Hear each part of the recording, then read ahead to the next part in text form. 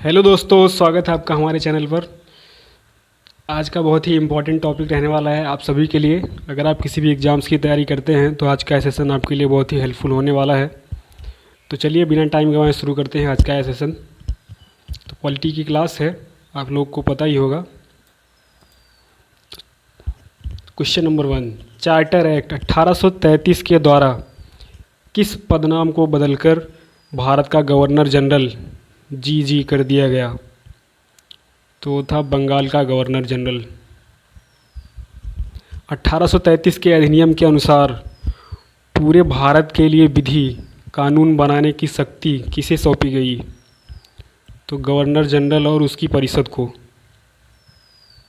Charter act 1833 के तहत किस स्तर के गवर्नरों से विधि कानून बनाने की शक्ति पूरी तरह वापस ले ली गई? तो प्रांतीय गवर्नरों से। 1833 के अधिनियम द्वारा गवर्नर जनरल की परिषद में चौथे फोर्थ सदस्य के रूप में किसे शामिल किया गया? तो फोर्थ सदस्य के रूप में विधि सदस्य को शामिल किया गया। गवर्नर जनरल की परिषद में शामिल किए गए पहले विधि सदस्य का क्या नाम था? तो उसका नाम था मैकाले। ये लॉर्ड वार्ड गलत है, ये गलत लग गया है। लॉर्ड वाल इन लोगों को नहीं बोलना है, साले चोर हैं ये लोग, इनको डॉग बोलो। 1833 के अधिनियम के तहत नियुक्त चौथे विधि सदस्य को परिषद में कौन सा अधिकार प्राप्त नहीं था? तो वोट का, मत देने का अधिकार प्राप्त नहीं था। चार्टर एक्ट 1833 के प्रावधानों के तहत भारत में प्रथम विधि आयोग का गठन किस वर्ष किया गया था? तो 1834 को किया गया था। वर्ष 1834 में गठित प्रथम विधि आयोग के अध्यक्ष निम्नलिखित में से कौन बनाए गए थे? तो वो थे मैकाले। प्रथम विधि आयोग में अध्यक्ष मैकाले को मिलाकर कुल कितने सदस्य शामिल थे? तो 4 सदस्य शामिल थे। प्रथम विधि आयोग की सिफारिशों और नीतियों के आधार पर किस संहिता का निर्माण किया गया जो 1860 में बनकर तैयार हुआ? तो भारतीय दंड संहिता, जिसे आईपीसी बोलते हैं, इंडियन पेनल कोड। प्रथम विधि आयोग द्वारा तैयार की गई भारतीय दंड संहिता आईपीसी को पूरे भारत में किस तिथि को लागू किया गया था? 1 जनवरी 1862 को लागू किया गया था।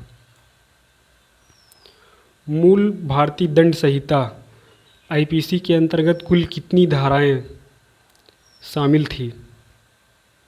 तो कुल धाराएं थी 511, टोटल धाराएं 511 थी। भारतीय दंड संहिता आईपीसी के स्थान पर वर्तमान में लागू की गई भारतीय न्याय संहिता बीएनएस में कुल कितनी धाराएं हैं? 358 धाराएं हैं बीएनएस में। स्वतंत्र भारत के प्रथम विधि आयोग का गठन किस वर्ष किया गया था? तो 1955 में किया गया था स्वतंत्र भारत के प्रथम विधि आयोग का गठन। स्वतंत्र भारत के प्रथम विधि आयोग 1955 के अध्यक्ष कौन बनाए गए थे? तो मोतीलाल चिम्मनलाल सीतलवाड़। वर्तमान समय में कार्यरत 23वें विधि आयोग के अध्यक्ष निम्नलिखित में से कौन है? तो वो हैं बीपी सिन्हा। वर्तमान 23वें विधि आयोग का आधिकारिक कार्यकाल निम्नलिखित में से कौन सा तय किया गया है? 1 सितंबर 2024 से 31 अगस्त 2027 तक। भारत में विधि आयोग का मुख्य और प्राथमिक कार्य क्या होता है? तो कानूनों का आकलन करना ये विधि आयोग का कार्य होता है। संगठनात्मक ढांचे के अनुसार भारत का विधि आयोग किस मंत्रालय के अधीन एक सलाहकारी संस्था के रूप में कार्य करता है? तो विधि एवं न्याय मंत्रालय के अंतर्गत कार्य करता है।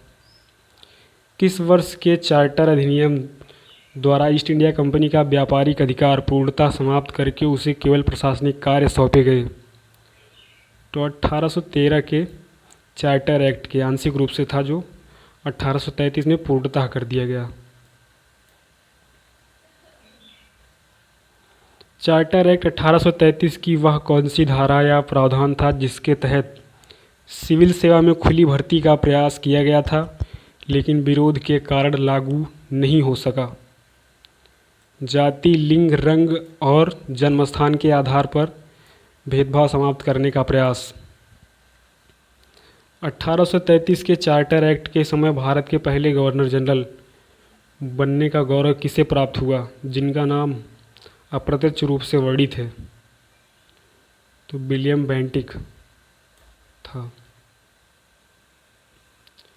1833 के चार्टर एक्ट के प्रावधानों के आधार पर किस वर्ष भारत में दास प्रथा का पूर्णतः उन्मूलन खात्मा कर इसे गैर कानूनी घोषित किया गया था?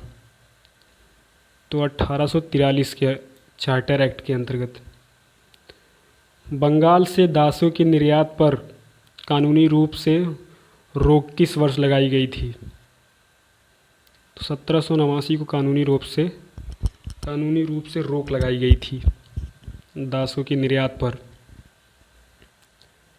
ब्रिटिश कालीन भारत के इतिहास में निम्नलिखित में से किस अधिनियम को अंतिम चार्टर अधिनियम कहा जाता है? तो अंतिम चार्टर अधिनियम 1853 को कहा जाता है। चार्टर एक्ट 1853 के तहत गवर्नर जनरल की परिषद में विधान निर्माण हेतु कुल कितने नए अतिरिक्त सदस्य जोड़े गए थे? 6 अतिरिक्त सदस्य जोड़े गए थे।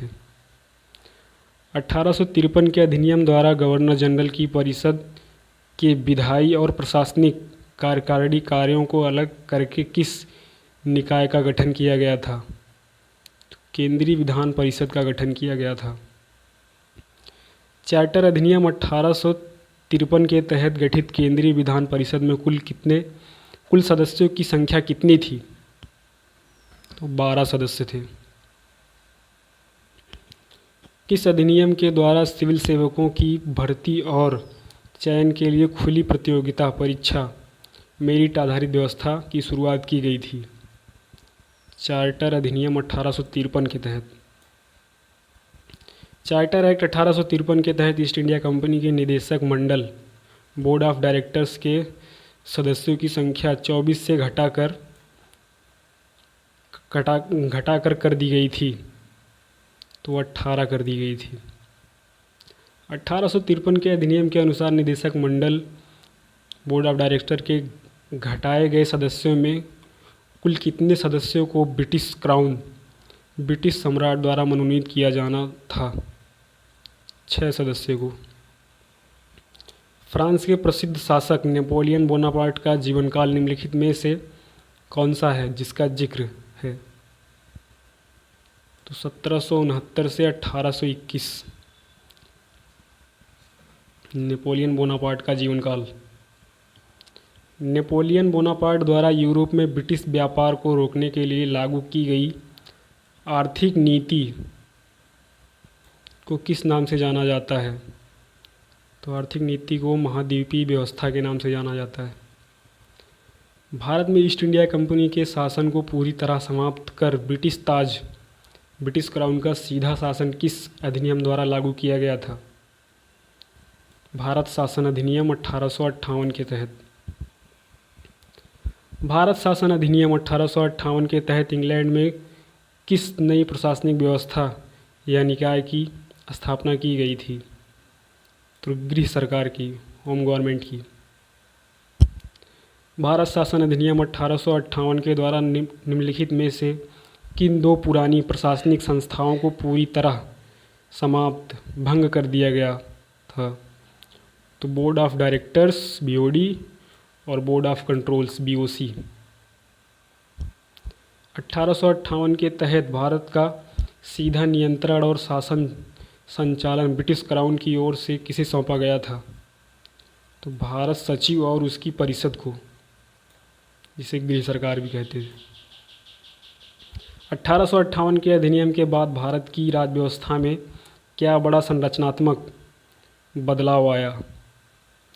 तो बदलाव था बोर्ड ऑफ डायरेक्टर्स के 24 मेंबर और बोर्ड ऑफ कंट्रोल के 6 मेंबर को समाप्त कर गृह सरकार बनाई गई। वर्ष 1853 के अधिनियम के तहत विधायिका और कार्यपालिका के कार्यों को अलग करना भारतीय संवैधानिक विकास में किस व्यवस्था की आधारशिला बना? तो संसदीय शासन प्रणाली की आधारशिला बना। 1853 के चार्टर अधिनियम के संदर्भ में गवर्नर जनरल की परिषद में कुल 12 सदस्यों की विधायी संस्था को लघु रूप में क्या कहा जाता था? तो कहा जाता था मिनी संसद या लघु संसद।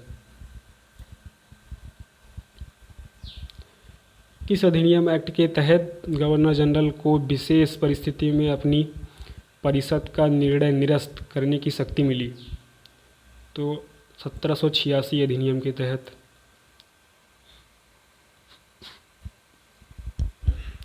1786 अधिनियम के द्वारा गवर्नर जनरल को मिली निर्णय निरस्त करने की इस विशेष शक्ति को क्या कहा जाता है? तो वीटो पावर कहा जाता है विशेष शक्ति को। किस अधिनियम के द्वारा यह प्रावधान किया गया कि अब कमांडर इन चीफ सैन्य प्रमुख स्वयं गवर्नर जनरल ही होगा? तो 1786 के अधिनियम द्वारा। 1793 के अधिनियम एक्ट द्वारा ईस्ट इंडिया कंपनी के व्यापारिक लाइसेंस को कितने वर्षों के लिए आगे बढ़ा दिया गया था? तो 20 वर्षों के लिए आगे बढ़ा दिया गया था व्यापारिक लाइसेंस को ईस्ट इंडिया कंपनी के। 1793 के अधिनियम के तहत बोर्ड ऑफ कंट्रोल BOC के सदस्यों और कर्मचारियों का वेतन कहाँ से दिए जाने का प्रावधान किया गया? तो भारतीय राजस्व से दिए जाने का प्रावधान किया गया। 1793 के अधिनियम के अनुसार सभी प्रशासनिक खर्च काटने के बाद ब्रिटिश सरकार को वार्षिक कितने लाख रुपए देने का नियम था? तो 5 लाख रुपए देने का नियम था।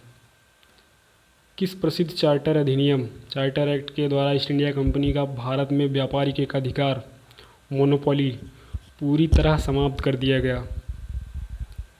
चार्टर अधिनियम 1813 को समाप्त कर दिया गया। चार्टर अधिनियम 1813 के तहत कंपनी के व्यापारिक एकाधिकार समाप्ति में कौन से 2 मुख्य अपवाद शामिल हैं?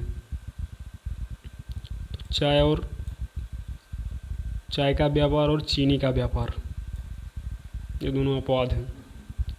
सॉरी चाय और चीन के साथ व्यापार, चीन मतलब चाइना।